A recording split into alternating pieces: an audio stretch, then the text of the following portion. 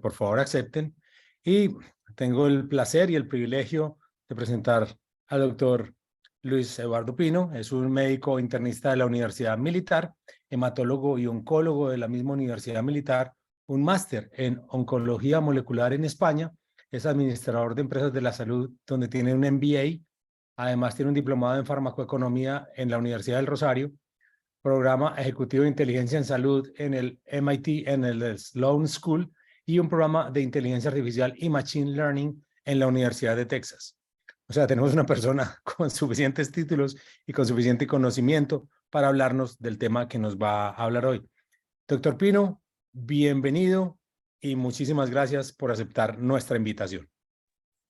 Doctor René, muchas gracias a usted, a todos los colegas por unirse a hablar de este tema.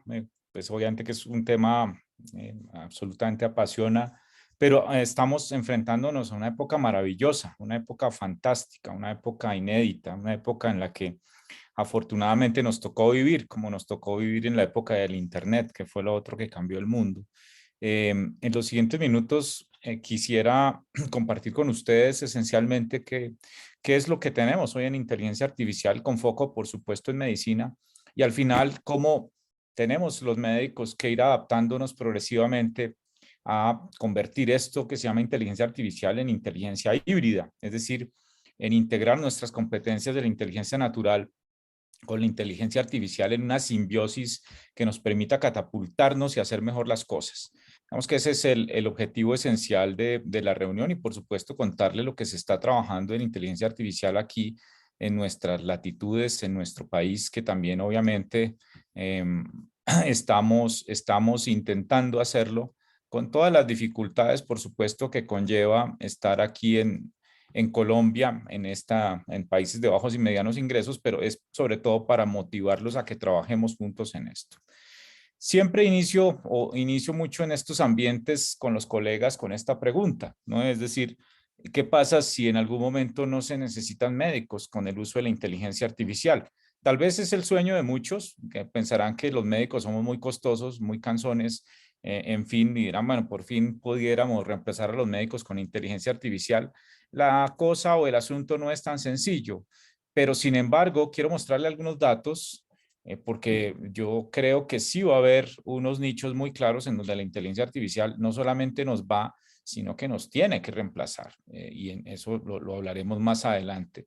Pero además, los médicos pareciéramos no necesitar a la inteligencia artificial. Es decir, no solamente va en una vía, sino va en contravía también. Esta es una encuesta que siempre muestro de Shen del año pasado, en donde con 400 médicos preguntó si había, digamos, qué consideraban estos médicos de 40 países a la vez, si consideraban que la inteligencia artificial era un desarrollo importante para el mundo, y la inmensa mayoría consideró que sí, pero al hacerle la pregunta efectiva de si consideraban que el uso de herramientas que pudieran estar soportadas en inteligencia artificial lo veían como necesario para su práctica médica, casi un 70% contestó que definitivamente no, y solamente un 33% consideró que sería importante apalancarse en desarrollo de inteligencia artificial para mejorar la práctica médica. Esto, por supuesto, no es culpa del médico, es culpa de un modelo tradicional que tenemos de educación, digamos que es culpa de los flujos de trabajo que tenemos, a los que nos hemos acostumbrado, como nos hemos acostumbrado al desarrollo cavernario de la historia clínica electrónica, pero que obviamente también obedece a esa inmensa brecha que la inteligencia artificial no ha podido subsanar adecuadamente, que se da entre la teoría y la práctica. Es decir, hay muchísimo componente técnico sobre la inteligencia artificial en salud. Hay programas de especialización, maestría de inteligencia artificial en salud, pero cuando vamos a los hospitales, cuando vamos a los consultorios, cuando vamos a las clínicas, cuando vamos a las EPS, a los territorios, pues ni hablar. Realmente es mínimo lo que la inteligencia artificial se está aplicando en salud, y esa brecha gigantesca es la que hace parecer que los médicos pues definitivamente no necesitamos nada de inteligencia artificial para hacer lo que hoy hacemos. Luego, lo que necesitamos cambiar antes de introducir inteligencia artificial y cualquier otra tecnología dentro de nuestros flujos de trabajo, sin ninguna duda, es el diseño, el pensamiento de los médicos.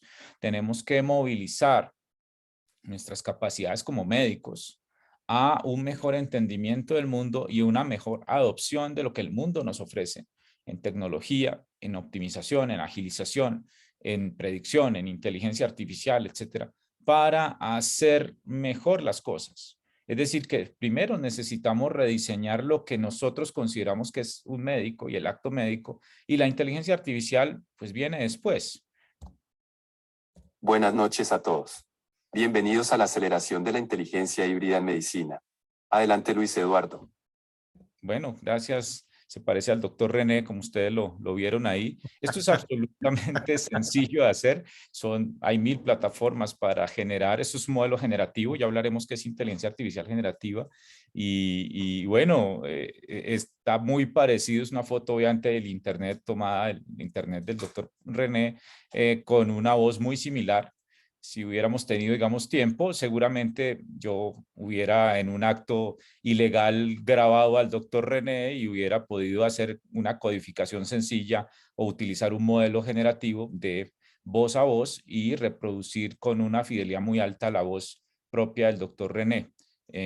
Y si alguien tiene todavía más tiempo, puede generar imágenes falsas del doctor René Pareja muy similares, y entonces estamos enfrentándonos a los deepfakes, a las mentiras profundas soportadas en inteligencia artificial, que serán uno de los temas que son bastante conflictivos respecto a todos estos desarrollos que tenemos hoy en inteligencia artificial. Hoy realmente lo que yo les traigo es un concepto que trabajo desde que hice mi tesis en administración, que me ha apasionado mucho, y es cómo integramos estos conocimientos médicos, que esa gran e inmensa bodega de conocimientos que adquirimos durante nuestros diferentes niveles de formación, cómo los integramos en el flujo de trabajo médico, cómo lo integramos a los modelos biológicos que nosotros trabajamos, porque la gran falla de los algoritmos de la inteligencia artificial es que no necesariamente tienen la misma arquitectura de la arquitectura biológica de nuestros modelos, y es muy diferente un cáncer de cuello uterino a una diabetes mellitus en su arquitectura biológica.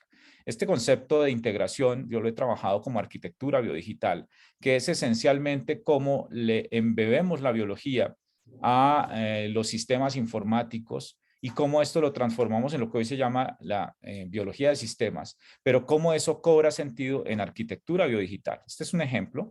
Esto lo trabajamos con mi empresa, con Oxler. Y ahora les hablaré de Oxler y de Hipócrates más adelante. Esto es básicamente una torre de control, en este caso de melanoma.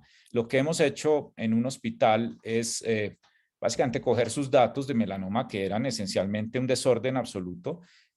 Creamos, esta es arquitectura biodigital, es decir, fragmentamos melanoma como hoy debe trabajarse melanoma, con todo el componente genómico, con todo el componente clínico, el componente demográfico, el componente clinimétrico, etcétera. Y fragmentamos esto, convertimos esto en un back, en una bodega de datos sobre la cual se alojan estos datos, y posteriormente transformamos eso, en este caso fueron 231 pacientes con melanoma, a unas torres de control. En este caso, básicamente es una atmósfera BI, Microsoft BI, en donde lo que hacemos es transformar esos datos en indicadores, y a la vez también podemos utilizar modelos de Machine Learning para hacer mejores predicciones y clasificaciones.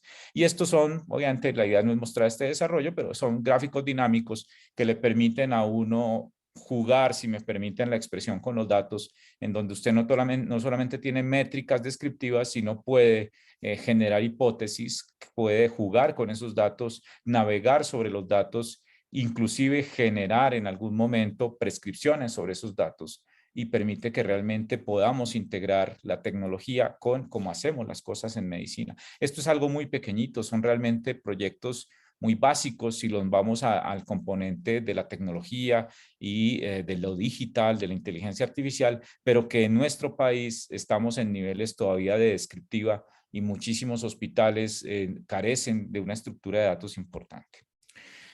¿Qué se mueve en inteligencia artificial este año y en los años siguientes? Del 2003 al 2030 va a ser un cambio dramático en lo que estamos haciendo en inteligencia artificial. Dramático es realmente un viraje de 180 grados. ¿Por qué? Porque en noviembre del año pasado, lo hemos visto ya en solo menos de 6 meses, en noviembre del año pasado, el grupo de OpenAI, una startup hoy comprada por Microsoft, con lo cual se ha potenciado muchísimo todo el ecosistema Microsoft Azure, presentó su modelo generativo, el famoso ChatGPT. GPT realmente es un modelo de inteligencia artificial que permite no solamente analizar y entender datos, sino a la vez generar datos. Y por eso en noviembre del año pasado se dio origen a la inteligencia artificial generativa, que es junto con la inteligencia artificial clásica, lo que hoy tenemos en inteligencia artificial. Y a la vez, a partir de ahí, se han producido un sinnúmero de modelos generativos que nos permiten hacer generación de contenidos de texto a imagen, de texto a texto, de texto a código, de texto a 3D, etcétera, que permiten que hoy la optimización de muchos de los procesos que hacemos sea máxima. Desde la aparición de los modelos generativos, personalmente utilizando diferentes plugins y diferentes tipos de desarrollos basados en modelos generativos, creo que he podido incrementar algunas de las cosas que hacía más o menos en un 20% de su tiempo. Eso es algo impensable con otro tipo de desarrollos. Obviamente está la inteligencia aumentada, que es todo el tema de esto, de integración de inteligencia natural y artificial. Digamos que la inteligencia aumentada de alguna forma es la inteligencia híbrida. Todos los flujos de trabajo algorítmicos, las herramientas sin código o el low code y no code, en donde nos permiten hacer, por ejemplo, aplicaciones digitales sin tener una idea de programación. Son plataformas muy intuitivas, plataformas muy sencillas que nos permiten generar una aplicación personal, por ejemplo, en cuestión de horas, casi que como desarrollar un sitio web. Esto realmente es muy, muy interesante. Todo el tema de analítica cognitiva y torres de control, que son básicamente narrativas sobre datos, que los datos realmente cobren sentido, que nos generen información, que podamos modelar escenarios con los datos. Y obviamente eso nos abre a un nuevo panorama de toda la inteligencia de negocios. Todas las tecnologías de monitoreo, tanto superficial como profundo, visible, invisible, todo el tema de los wearables, el tema de las tecnologías ápticas que nos permiten, por ejemplo, chalecos ápticos, capturar señales fisiológicas en el cuerpo directamente, transmitirlas por un sistema de transmisión y caer a una bodega de datos que permitan analizarlas y conectar. Y obviamente al lado de todo esto, un componente que es muy importante y que ha venido siendo bastante hipertrófico, que es el tema de la seguridad, de la disminución de sesgos y por supuesto todo el componente de bioética de estos desarrollos, que eso pues nos va a dar seguramente mucho de qué hablar en el componente de la regulación. La velocidad de todo esto es inalcanzable. No hay forma alguna de leer todo lo que se produce en temas de inteligencia artificial, no solo en salud, y tampoco hay forma alguna de que esto se detenga. Realmente es bastante apabullante lo que estamos viviendo desde el año pasado. Esto es inteligencia artificial clásica, ¿no? Ya, digamos, ahora hablaremos un poco más de generativa. Estamos en el mundo de la inteligencia artificial clásica, que tiene básicamente dos grandes elementos, que son el machine learning y el deep learning. El aprendizaje de máquina, que es un poco más clásico, tradicional, en donde tenemos estos tres tipos de entrenamiento, que son el supervisado, el no supervisado y el reforzado, que su estructura o su mecánica de entrenamiento depende esencialmente de los tipos de datos con los que entrenemos o intentemos entrenar a la máquina. En el supervisado generalmente tenemos datos rotulados, clasificados, con sellos, con características. En el no supervisado tenemos simplemente un mar de datos sin características y tenemos que entrar matemáticamente a clasificarlos, a intentar encontrar relaciones ocultas. En el Machine Learning reforzado lo que tenemos es una tarea, no necesariamente una gran cantidad de datos, y lo que tenemos es que definir unas políticas o unas estrategias para cumplir esa tarea. Es como entrenamos, por ejemplo, a los bots o a los videojuegos. Y tenemos el mundo del Deep Learning, que es el aprendizaje profundo, en donde entrenamos a la máquina con datos mucho más complejos, como imágenes, textos, señales fisiológicas, series temporales, que obviamente requieren que convirtamos esos datos gigantescos en matrices matemáticas y que podamos analizarlos a través de estructuras que simulan el cerebro humano, y esto es el famoso mundo de todas las redes neuronales artificiales, de las cuales hay múltiples clasificaciones y en donde hay una muy particular que son los famosos transformers o transformadores, que son básicamente dos redes neuronales paralelas comunicadas a través de mecanismos de atención, que son mecanismos matemáticos, y que son lo que hay detrás de desarrollos como por ejemplo el ChatGPT, que esencialmente es un transformer con un entrenamiento muy bien hecho a través de un entrenamiento reforzado con un feedback humano. Entonces esto realmente pues, es la inteligencia artificial clásica con lo que veníamos hasta el año pasado. El año pasado aparece la inteligencia artificial generativa y hoy tenemos una serie de combinaciones. Entonces tenemos datos, en el mundo médico tenemos datos de diversa índole, imágenes, datos multiómicos, datos de texto que pueden estar estructurados o no estructurados, generalmente no estructurados, datos clínicos, datos de señales capturadas por wearables o por monitores, por aparatos, y todo esto obviamente entra en las capacidades de la inteligencia artificial generativa y la inteligencia artificial clásica y hacemos análisis de esos datos a través de diversas arquitecturas derivadas de estos mundos, como las redes neuronales artificiales, sistemas bioinformáticos, procesadores de lenguaje natural, sistemas de recomendación y finalmente modelos envolventes del cuidado que son básicamente modelos en 360 grados que permiten la captura y el análisis en tiempo real de nuestros pacientes y es cómo se hará la salud en el 2030 y en adelante, para lo cual nosotros, los equipos de salud, tenemos que estar preparados. Vuelvo y repito, lo que va a cambiar es la velocidad de adopción, como es todo. Nuestros países tienen unas velocidades de adopción mucho más lentas. Sin embargo, siempre habrá early adopters. Entonces habrá los hospitales que vayan a la vanguardia en esto, pero esto no tiene reverso, será la forma como ejecutemos la medicina en el mundo, como algo tan sencillo y tan mal hecho como la historia clínica electrónica, pues obviamente tuvo una difusión similar a otras tecnologías de propósito general, como por ejemplo la Internet o los smartphones, pues han tenido una velocidad de adopción gigantesca, pero la inteligencia artificial, que es lo que alimenta toda esta tecnología, todos estos modelos envolventes de cuidado, seguramente va a tener una adopción también bastante ágil. Aquí les voy a mostrar ejemplos. Este es un modelo generativo. Este es un modelo CLIP, que es un modelo del año 2017-18. Como ustedes lo pueden ver, es un modelo ya antiguo. Nótese, antiguo en 5 años. O sea que la velocidad de esto realmente, como les he mencionado, es apabullante.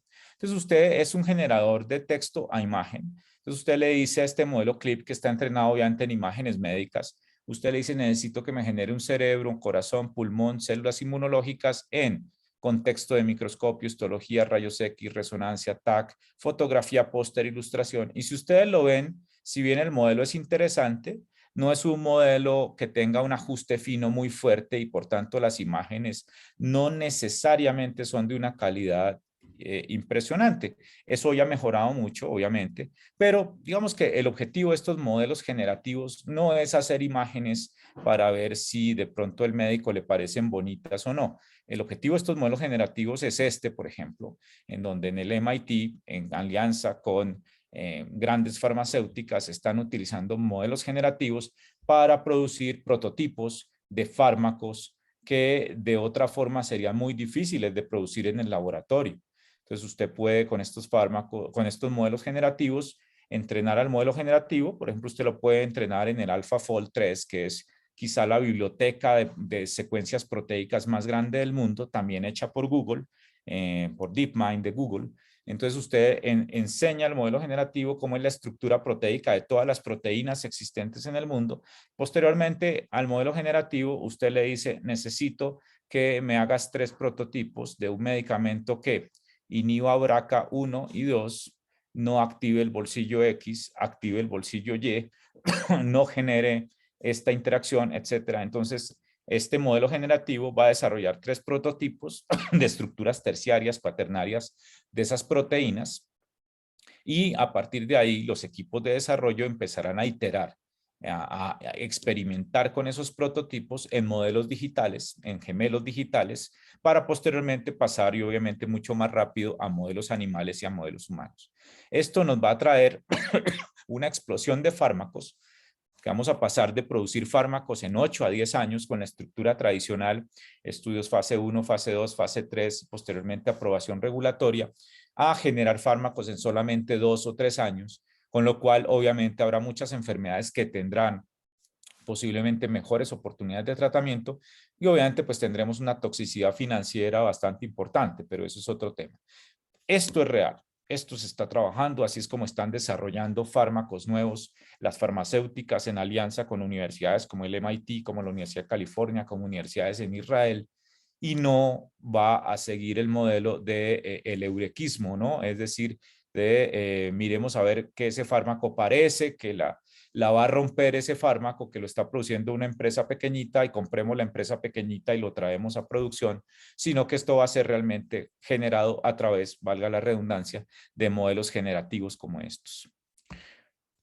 ¿Por qué aparece la inteligencia artificial generativa? Pues obviamente la inteligencia artificial clásica, el machine learning, el deep learning nos permite hacer cosas como predicciones, clasificaciones, nos permite automatizar a través de sistemas expertos, pero usted tiene que utilizar datos de entrenamiento, datos de prueba, que pueden ser diversos, que pueden tener sesgos, y obviamente mete usted esos datos a esas máquinas a través de entrenamiento supervisado, no supervisado, reforzado, etcétera, como lo hemos visto, que son modelos matemáticos muy robustos, y usted genera salidas determinísticas según el problema y el modelo. Es decir, el papel del cerebro humano es tratar de entender el mundo. Lo que usted hace a través de estos aprendizajes o estos entrenamientos a la máquina es que la máquina también entienda el mundo y lo hace a través de los datos con los que usted la entrena, por supuesto, pero esas salidas del modelo son básicamente las salidas filtradas y mejoradas de lo que usted le enseñó. Esa es la inteligencia artificial clásica. La inteligencia artificial generativa, si bien tiene estructuras matemáticas y arquitecturas similares, es capaz por sí misma, entre comillas, por sí misma, de crear nuevos contenidos. ¿Por qué? Porque usted obviamente entrena a estos modelos generativos con grandes cantidades de datos. Por darles un ejemplo, ChatGPT fue entrenado en su versión 3.5 con 175 billones de parámetros de datos. La inmensa mayoría de modelos generativos están entre 6 a 175 y ya BART parece que está entrenado con 300 billones de parámetros de datos de la Internet, es decir, todo un estado del arte de todo.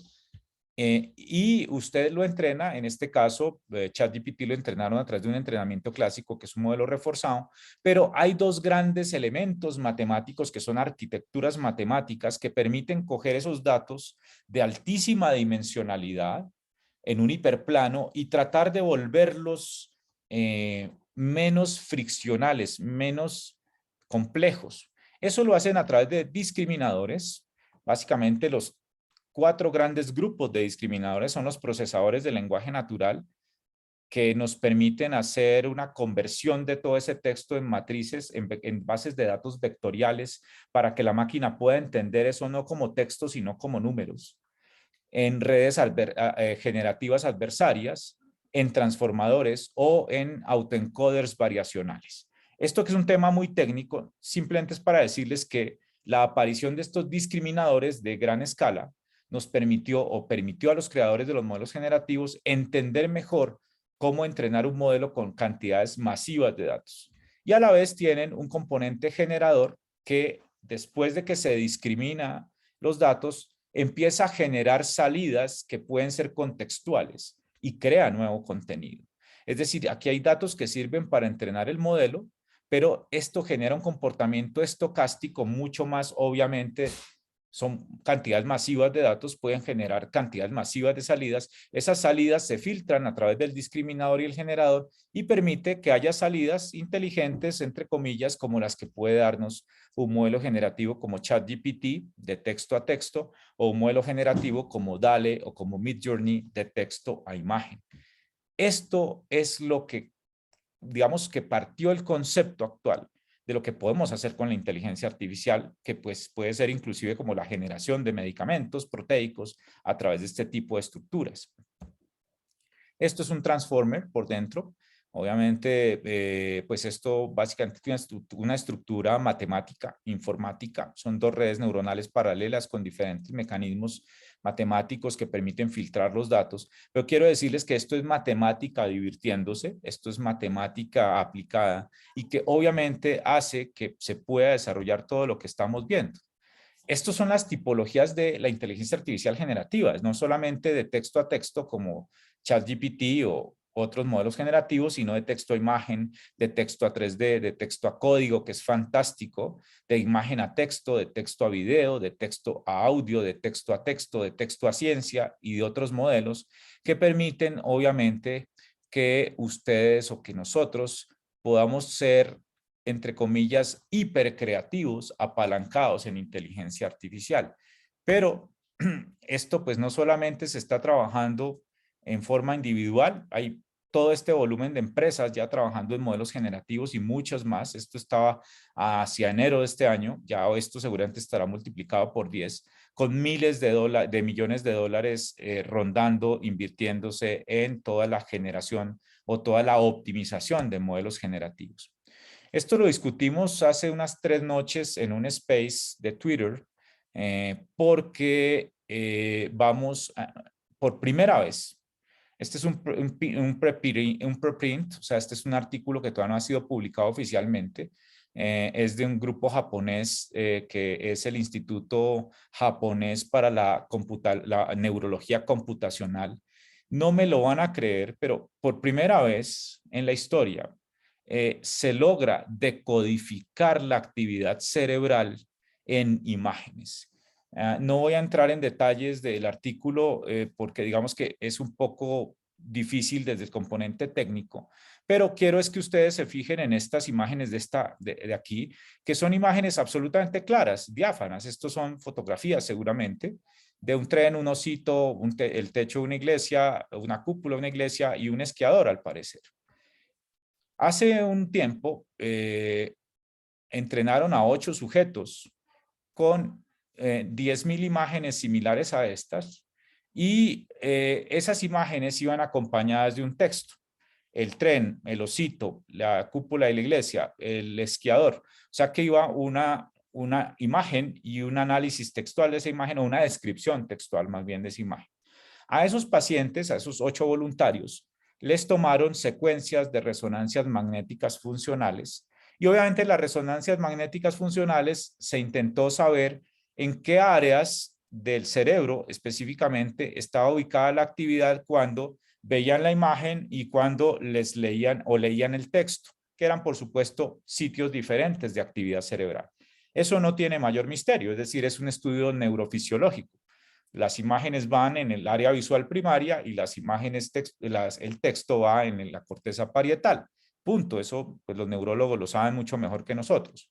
Sin embargo, lo que hicieron estas personas fue tomar 2 grupos de imágenes de 2 de los pacientes que tuvieron el mejor puntaje en el test y utilizaron un modelo generativo que se llama un modelo latente de difusión estable y cogieron estas imágenes de resonancia magnética funcional histórica, les aplicaron el modelo generativo y miren, cuando aplican solamente el modelo generativo para análisis de imagen, salen imágenes que son bastante borrosas e inentendibles.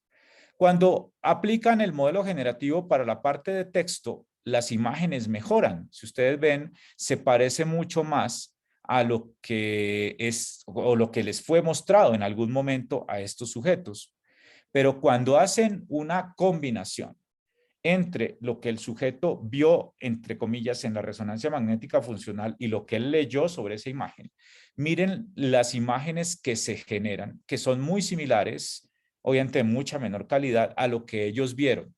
Es decir, por primera vez en la historia, se decodifica la actividad cerebral de una resonancia magnética funcional y se genera una imagen a partir de imágenes cerebrales, no a partir de un texto o a partir de una imagen. Es decir, de alguna forma, este modelo generativo leyó el pensamiento de estos 2 sujetos utilizando modelos generativos. Esto ha suscitado una serie de preguntas, como por ejemplo, si usted puede leer el pensamiento de una persona, puede decodificar su actividad cerebral y luego recodificarla, usted puede también modificarla. Es decir, que usted pudiese de alguna forma manipular personas a través de decodificación de actividad cerebral. Por supuesto, puede hacer cosas negativas, puede hacer cosas positivas también. Imaginémonos una terapéutica apoyada en modelos de inteligencia artificial de pacientes con demencia, con enfermedades neurodegenerativas, en los cuales pudiéramos hacer, por ejemplo, rehabilitación pacientes con ACVs extensos, pudiéramos hacer rehabilitación en su habla, en su capacidad de imagen, de memorización, a través de la introducción de modelos generativos dentro de su cerebro, a través de interfaces cerebro-máquina u otro tipo de dispositivos. Esto realmente ha sido algo supremamente interesante. Ya hay muchos grupos más trabajando en decodificación de actividad cerebral con modelos generativos. Ya entrando un poquito aquí en materia, pues desde el 2018 vengo trabajando personalmente en inteligencia artificial con entrenamiento formal. Mi primera empresa era Maya Health, MedScio, donde hacíamos ecosistemas digitales enfocados en cáncer. Tuvimos unas experiencias muy bonitas, implementamos un programa de mieloma en la fundación utilizando este ecosistema. Básicamente fue un prototipo, hoy no está en la fundación, fue básicamente un proyecto, una especie de proyecto de desarrollo tecnológico. También hoy la empresa pues la cerramos por diversos problemas.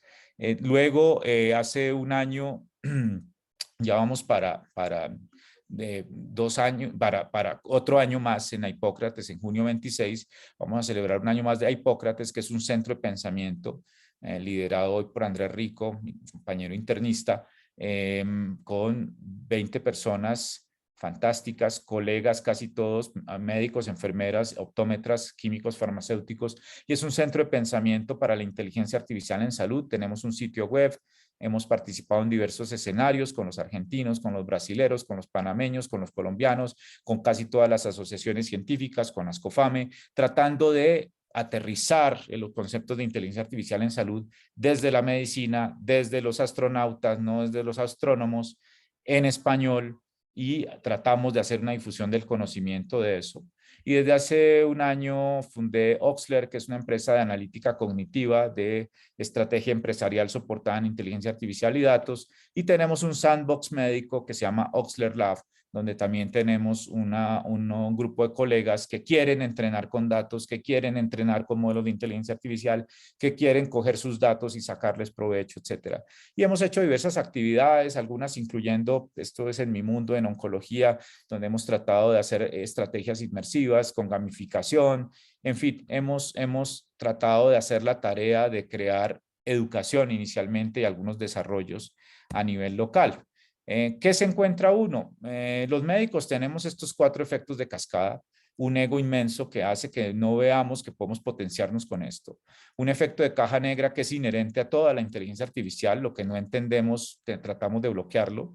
Un efecto de ojo ciego, que es que no vemos realmente la utilidad de las cosas cuando la tienen. Y obviamente el efecto realidad, ¿y quién va a pagar por esto si en este hospital estamos sobreviviendo, si no nos interesa pues gastar dinero en cosas como estas, si ya tenemos la historia clínica electrónica, que es el principal simulador de la inteligencia artificial? No existe historia clínica electrónica que esté potenciada por inteligencia artificial en el país. Y creo que en el mundo hay 2 que están trabajando en optimizarlas con inteligencia artificial. Una de ellas es Cerner, pero estamos lejos de eso. La historia y clínica electrónica es, en el mejor de los casos, un Word con esteroides. Realmente no es algo que nos aporte. Esto ha sido difícil para poder implementar la inteligencia híbrida, asociado a nuestro modelo de pensamiento como médicos, en donde entramos a la Facultad de Medicina, somos chiquitos, adolescentes muchos, y nos tenemos que entrar en un golpe de una transición hacia un modelo de resolución de problemas, adquirir una gran bodega de conocimientos, muchos de ellos inútiles que se nos irán olvidando en el tiempo, muy pocas veces entrenamiento contextual, y somos profundamente probabilísticos, bayesianos, pero no sabemos que lo somos. Juramos que somos mucho más exactos. Y entonces esta es la primera fase del buzo. Yo comparo el modelo del médico con el modelo del buzo. Entonces vamos en la superficie, luego bajamos un poco más en el mar, ya cuando somos internos, médicos generales, entonces algunos adquieren la capacidad de la metacognición, es decir, de pensar o de saber qué estamos pensando mientras lo pensamos. Adquirimos capacidades de aprendizaje autorregulado, pero muchas veces lo que hacemos es seguir embebiéndonos, seguirnos profundizando en las aguas del conocimiento médico y terminamos como expertos de dominio, ya más maduros, anclados en las profundidades de un océano, donde sabemos todo lo de este pedacito de coral, basamos nuestra práctica en nuestro conocimiento, en nuestra experiencia, pero muchas veces estamos desconectados de los pececitos, de los otros corales, de la luz, de todo lo que nos rodea, y que no nos deja crear aquello que llamamos innovación. Esto, pues, ¿cómo rescatamos ese modelo? Ese modelo tenemos que rescatarlo para poder integrar la inteligencia artificial, la tecnología con nuestra inteligencia natural, porque esto tiene que partir desde nosotros, desde los médicos. No es posible que venga un ingeniero, como lo hicieron con la historia clínica electrónica, a metérnosla, a obligárnosla, porque pasa lo que ha pasado con ese desarrollo de tipo esperpento. Nosotros tenemos que adquirir hoy competencias que llamo de intersección, como la ciencia de datos, el entender los datos, el que no nos den miedo los datos, el entenderlos muy bien, la narrativa de los datos. Y no me refiero con esto a epidemiología clínica. Si bien la epidemiología clínica es una capacidad, una competencia que nos permite entender mejor los datos, me refiero a entender el dato como un commodity para la información. Tenemos que saber analizar los datos, los doctores, y no me refiero con eso al análisis crítico de la literatura exclusivamente. Tenemos que saber de tecnologías exponenciales. Tenemos que hablar los médicos tranquilamente de realidad virtual, realidad simulada. Tenemos que hablar tranquilamente de metaverso. Tenemos que hablar tranquilamente de wearables, de Internet de las cosas médicas, de blockchain, de tecnologías de libro abierto. Todo eso hace parte del mundo y nosotros estamos en el mundo. Tenemos que abrirnos a entender qué está ocurriendo en el mundo. Todo el tema de transformación digital y gestión del cambio y, por supuesto, optimizar nuestras competencias de comunicación que no son precisamente las mejores en lo que hacemos. Pero hay una buena noticia, es que la generación actual de médicos tiene dos características. Uno, 70% son mujeres en la inmensa mayoría de escuelas de medicina en el mundo. Eso hace que tengamos un ecosistema médico más sensible, posiblemente más abierto al cambio. Y además, nuestros alumnos, los médicos del 2030, todos son aprendices computacionales. O sea que si usted, y lo digo yo porque conmigo rotan al año en general un interno que hace inteligencia artificial conmigo desde Uniandes, son personas a las que les fluye esto natural. Si usted les habla de computación, si usted les habla de ciencia de datos, si usted les habla de tecnología, esto les fluye natural. Entonces hay que aprovechar eso, no para que se conviertan ahora en ingenieros, sino para que podamos hacer una competencia de intersección y exponenciar nuestra práctica con eso. Este es un pequeño ejemplo, esto es cuando estábamos entrenando a Maía en mi primera empresa, hoy está con Oxler. Inicia diagnóstico. Su paciente tiene cáncer de pulmón no microcítico. Sí. Sí. Sí. No, botón. ¿Confirmó el diagnóstico? Con biopsia. Doctor, solo puedo seleccionar entre estas 4 opciones. Biopsia de la lesión primaria, biopsia de lesión metastásica, citología de líquido pleural, pericardíaco y otros. Biopsia de la lesión primaria. Ok, doctor, guardaré tu diagnóstico como biopsia de la lesión primaria. Ok, bueno. Como se pueden dar cuenta en este video, que siempre lo muestro, Iván era mi interno de la época, año 2019, hoy es internista. Iván estaba entrenando en un sistema simple de reglas a un bot, a un agente no generativo, era simplemente un bot sin componente generativo, para entender un pedacito de cáncer de pulmón. Como lo habíamos entrenado con un árbol de decisión muy sencillo, que era básicamente un sistema de reglas if not, o if then, perdón, cuando Iván le hace una entrada que ustedes se dan cuenta que en la cual Maía no estaba entrenada, inmediatamente le devuelve como, doctor, solamente tengo estas opciones, A, B, C, ¿cuál es? Entonces Iván le dice, no, es la B. Dice, ahora sí puedo guardar la información. La inteligencia artificial es entrenada por seres humanos. Si la inteligencia artificial es buena, si le metemos datos que son buenos, pues vamos a tener buenos desarrollos, buenas salidas. Si le introducimos basura, tendremos basura. Si la utilizamos mal, será por culpa del ser humano, no será por culpa del desarrollo mismo. Hoy ya trabajamos cosas más complejas. Esto es una reunión, este es un proyecto, estamos trabajando con una empresa española y mi empresa, en donde lo que estamos haciendo es entrenando un modelo generativo en un dominio específico, en este caso un dominio específico muy especializado de cáncer de pulmón, y lo que vamos a hacer es tener a esta Maía, pero hoy la llamamos Nova, como un agente generativo, como un bot mucho más inteligente, con análisis contextual, pero además con un modelo de entrenamiento depurado. Hagan de cuenta un ChatGPT que sabe mucho de cáncer de pulmón con mutación EGFR, pero que va a permitir interactuar a médicos, tanto expertos como no expertos, con un bot que es un agente generativo. Y es así como, por ejemplo, esto tiene que ser el final de las guías de práctica clínica. No hay nada más absurdo y además aburrido que leerse una guía de práctica clínica cuando usted la puede introducir en un modelo generativo y tener usted en su consultorio o en su clínica una Alexa de salud donde usted simplemente puede interactuar con esta Alexa. Inclusive puede usted expandir el tema y puede ser esto un agente autónomo. No se vayan a olvidar de esa palabra. La evolución de los modelos generativos es hacia los agentes autónomos. Cada uno de nosotros en 2 o 3 años vamos a tener un Siri personal o un Alexa o un Jarvis, como queramos llamarlo, personal, que conozca nuestros gustos, que conozca nuestras tendencias, que conozca nuestras tareas y nos ayude. Eso va a estar alojado posiblemente en los celulares. Apple y Samsung están invirtiendo cantidades muy importantes de dinero en empresas que están generando agentes autónomos. Y esto es algo que pudiéramos hablar perfectamente en una conferencia completa sobre a dónde vamos a llegar con agentes autónomos, con sociedades sintéticas y con ciudades inteligentes. Pero bueno, creo que eso el tiempo no nos lo da. Básicamente, esto, para finalizar, estas son 5 estrategias. Hay que cambiar esos currículums. Estos currículums nuestros de medicina son del año 1910. Hay que patear la mesa. Esto lo hemos hablado con Ascofame. Álvaro Romero es muy buen amigo. Entiendo que es muy complicado la autonomía universitaria y demás. Hay que ir metiendo estos módulos de competencias de intersección en nuestros currículums de medicina. Y los muchachos lo quieren. Los estudiantes desean comerse el mundo, comérselo con mejores herramientas, ser mejores médicos, ¿no? Obviamente todo el tema de connectomics, es decir, exponencialidad transdisciplinaria, tenemos que sentarnos a hablar con los ingenieros, a hablar con los economistas, a hablar con los administradores, tenemos que salir de la facultad. Yo tengo el inmenso placer, que es un placer, de ser profesor de la Facultad de Ingeniería Biomédica en Uniandes por invitación de su decano, y realmente es fantástico lo que se hace entre los equipos de medicina e ingeniería. ¿Por qué no lo hacemos más? ¿Por qué no nos movemos más? Yo no lo entiendo.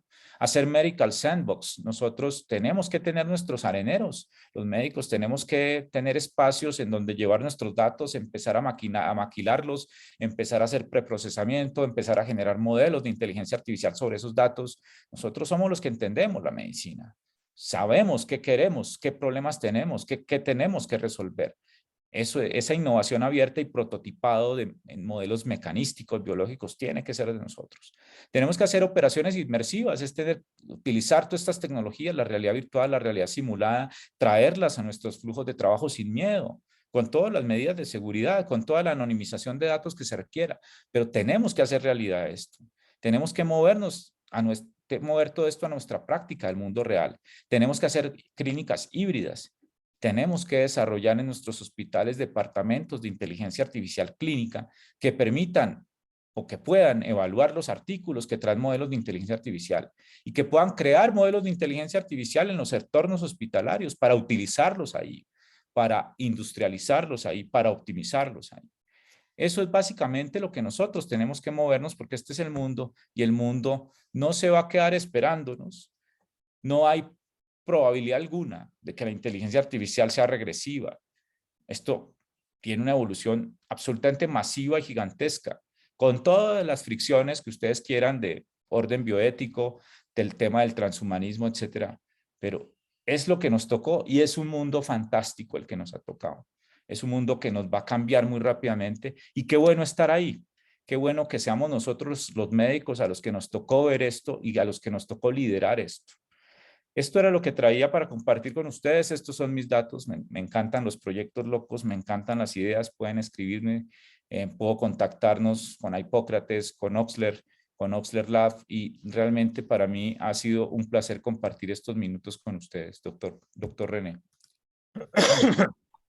Doctor Pino, muchas gracias por una presentación alucinante. Creo que todos estamos con la boca abierta.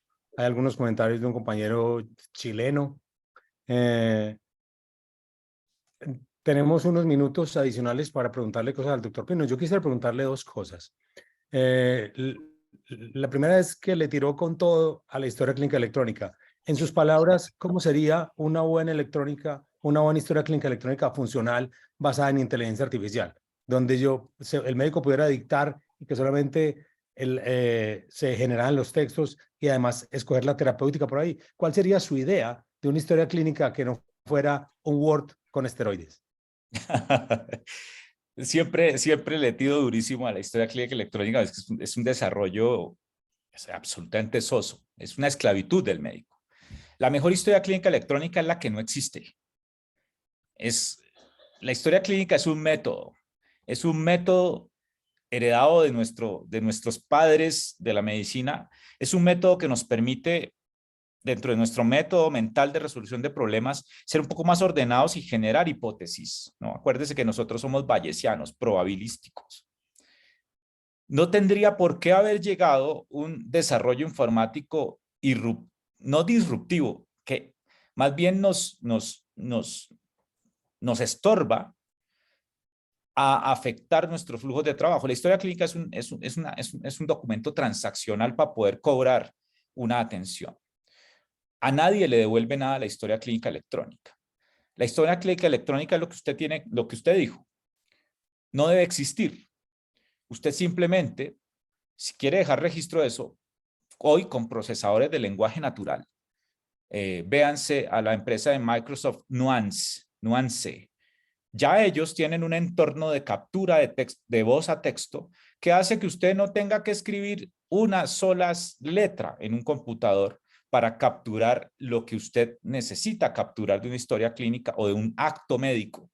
Y a partir de ahí lo que usted debería tener de esa historia clínica son matrices de interacción, estilo Jarvis, estilo Tom Cruise Minority Report, donde usted simplemente utiliza estas pantallas holográficas para decirle, mira, tú tienes un cáncer de endometrio FIGO 2, esto te da una probabilidad de supervivencia de tanto, esto si lo cruzamos con tus características de comorbilidad, un Charlson te va a dar tanto, la probabilidad de toxicidad es esta, Usted simplemente tiene que utilizar las salidas de la historia clínica electrónica. Usted no puede ser el que alimente la historia clínica electrónica, que es como nos han tenido hasta hoy.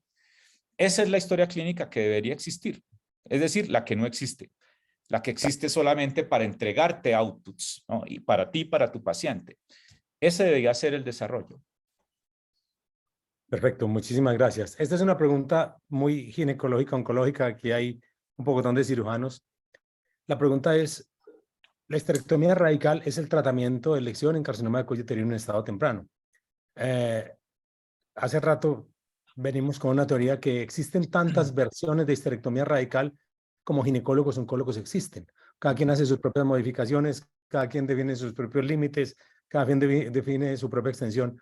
La pregunta concisa es, ¿puede la inteligencia artificial, mediante la alimentación con un número X de videos, 15, 20, 30, que no están editados, aprender y ver cómo operan diferentes doctores, cómo se exponen las estructuras, cómo se diseca, cómo se obtienen los márgenes, para que al final la inteligencia artificial nos diera su propia versión de lo que debería ser realmente una histerectomía radical y en cuál orden? ¿De eso estamos hablando? Sí, sí es factible. Ahí me voy a meter en un concepto que está moviéndose mucho en IA, y son los entornos sensibles al contexto. Usted como médico, entre más experiencia tenga, no es lo mismo un ginecólogo oncólogo que se gradúa recientemente a un ginecólogo oncólogo de 20 años de experiencia. Y no es lo mismo, no por el conocimiento que tenga uno u otro. Es posible inclusive que el recién graduado tenga un cúmulo de conocimientos mayor. Lo es porque el ginecólogo oncólogo de 20 años en un terreno donde hay mayor incertidumbre, como es un campo quirúrgico, tiene mayor sensibilidad al contexto, porque a ese ginecólogo oncólogo ya le ha sangrado la uterina, ya se le ha perforado una víscera, ya el paciente le ha hecho paro cardíaco, etcétera.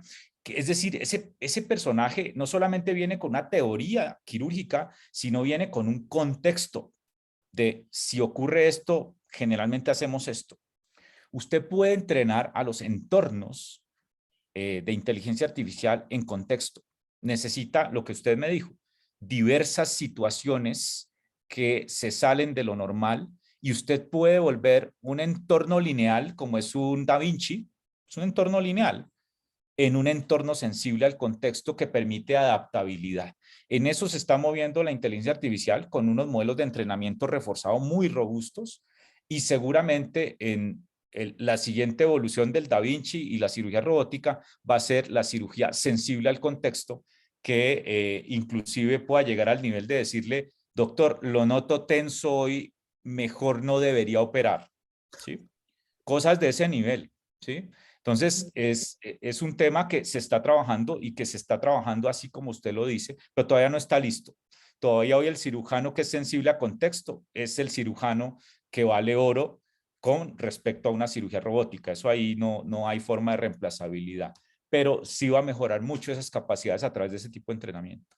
Ese era, ¿alguien tiene alguna pregunta para el doctor?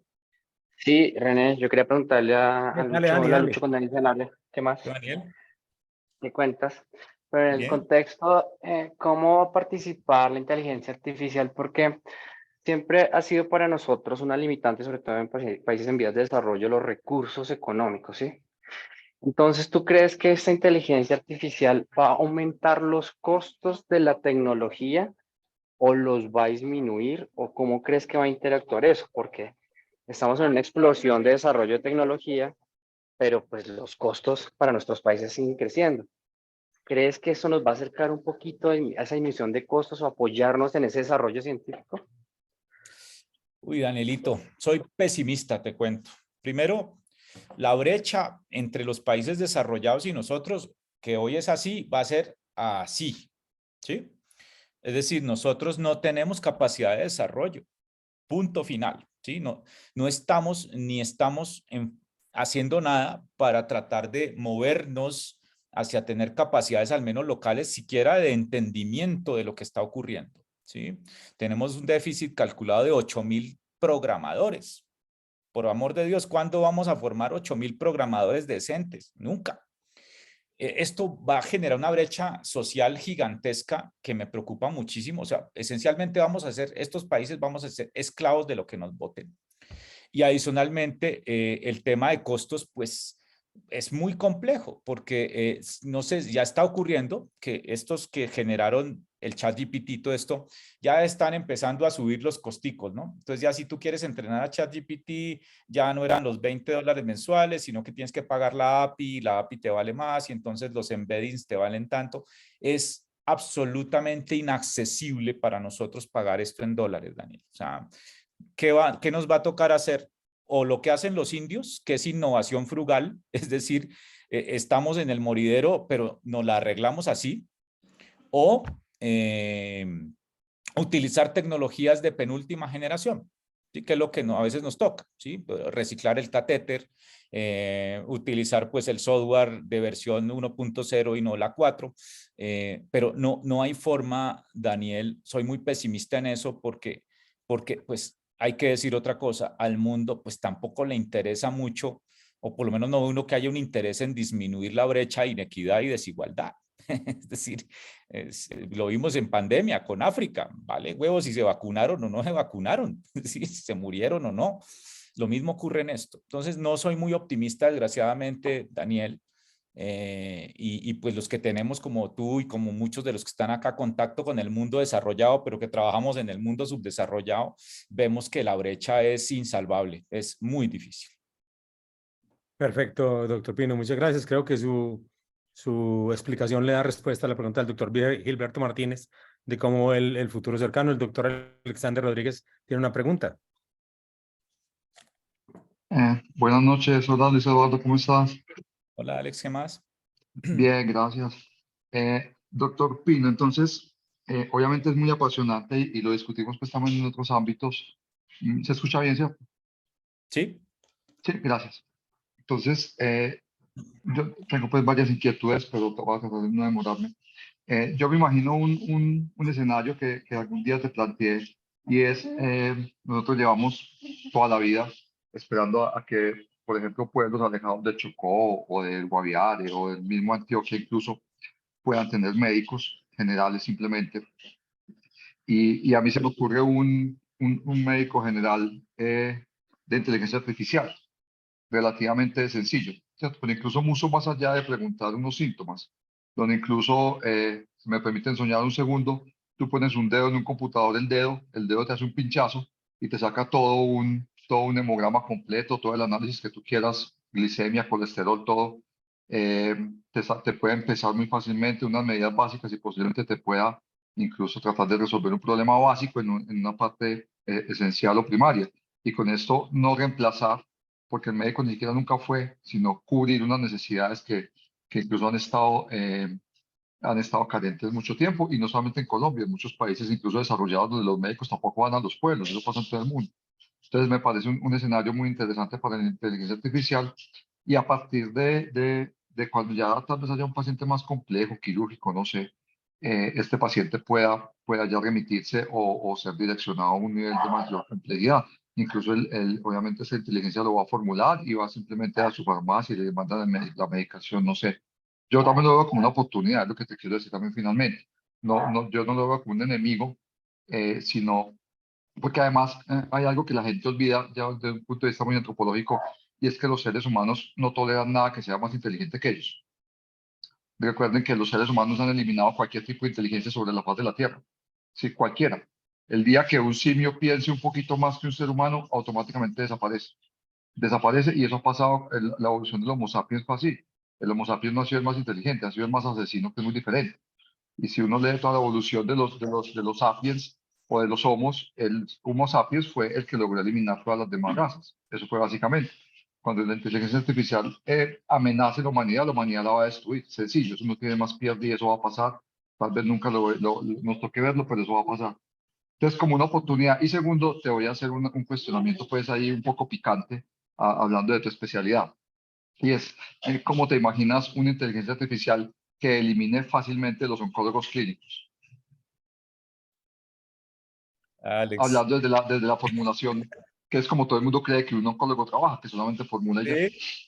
Sí, yo creo que hay que poner más carne en el asador, Alex, sin duda, o si no, pues la reemplazabilidad, como dijo Yuval Noah Harari, ¿no? La epidemia Ajá. del siglo XXI realmente es la reemplazabilidad. Estoy de acuerdo absolutamente con lo que dijiste también al inicio pues hombre, el tema no es de la herramienta, el tema es del modelo. Pues es que el modelo, ¿quién dijo que el modelo eficiente en el Chocó era meter médicos en todo lado y en las casas y ojalá especialistas? Yo sí creo que los sistemas de recomendación a través de agentes robóticos como el que tú mencionas, pues tienen mucho que aportar allá. Y bueno, de acuerdo. Y bueno, lo otro, espero que tu profecía sea cierta y no al revés, ¿no? Que sea la inteligencia artificial la que diga que hay que dejar a estos humanos. Pero yo quiero aquí terminar con una frase, con una pregunta, con una respuesta que me hicieron ante una pregunta que me hicieron en el doctorado de epidemiología de la Javeriana, pues un ambiente absolutamente académico, y me dicen, bueno, ¿y qué vamos a hacer los humanos? Yo le dije, pues depende. ¿Qué es un ser humano cuando nos toque convivir con otras especies, como nos va a tocar, ¿no? Con los bots, con los droides, con los cyborgs, porque eso lo vamos a vivir. Entonces ahí no es, ¿nos van a extinguir o qué? No, ahí es, hay que replantear cuál es nuestra esencia como ser humano, casi que decir, bueno, ¿qué es ahora el ser humano? ¿Cómo estableceremos relaciones con esas nuevas especies? ¿A dónde iremos? Tendremos que explorar otros mundos porque este se va a acabar, etcétera. Entonces, digamos que más que la extinción de la humanidad es la evolución hacia eso que parece un poco distópico, además en mundos digitales, ¿no? Porque no hablamos nada de metaverso, pero ya no estaremos solo aquí, sino en allá y allá y allá. Es un tema que da para otra hora, pero pues toca que Alex nos invite a algún vino o alguna cosa, porque así en seco es muy difícil. Gracias, total. Y Doctor la de los Pino, oncólogos. Hermano, yo creo que si alguien a los que le está respirando en la nuca este tema es a los colegas, y se los he dicho en varios escenarios, yo creo que hay que poner más carnecita en el asador, creo que hay que generar más valor como oncólogo, además pues obviamente del tema económico que pareciera ser en lo que nos centramos. Yo sí creo que tenemos que potenciarnos, pero para el lado de la humanidad, y ser un poquito más empáticos y poner más carnecita en el asador, si no nos van a reemplazar. Bueno, sencillo. doctor Pino, muchísimas gracias por una muy interesante presentación. Esperamos tenerlo de nuevo el próximo año para que nos cuente qué ha pasado a esta velocidad acelerada que se desarrollan las cosas. Y nada, en nombre de la Asociación Colombiana de Ginecólogos, Oncólogos y de las personas que hoy se conectaron, que en su máximo pico fueron 47, le queremos dar las gracias por su generosidad y por su conocimiento. A usted, doctor René, muchas gracias. Me encanta verlos a todos. Muchas gracias a este todos. programa. Nos vemos en un mes de nuevo. Buenas noches a todos. Muchas gracias. Muchas gracias. Esto está grabado y lo vamos a poner accesible a todas las personas que lo quieran ver después. Muchas gracias.